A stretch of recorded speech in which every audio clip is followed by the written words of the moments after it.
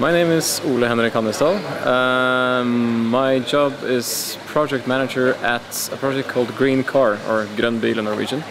My very simple task is to facilitate the introduction of 200,000 EVs and plug-in hybrids in Norway by 2020. Well, Norway has a fairly ambitious goal for CO2 reductions by 2020. We are supposed to cut quite a few tons of CO2 in Norway. In order to achieve that, we can't bypass road transportation. We have to cut CO2 emissions from road transportation.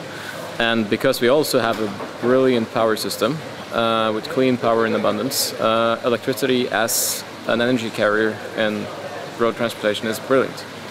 Well, the strange thing about Norway is that our incentive scheme, and therefore most EVs, are privately owned because the incentive scheme focuses primarily on persons.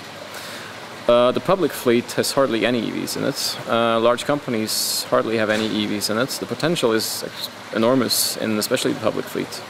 So we are trying to target the public fleet. We are trying to show that today's EVs can cover a lot of needs in the public fleet. It can even be good economics, given today's incentive scheme.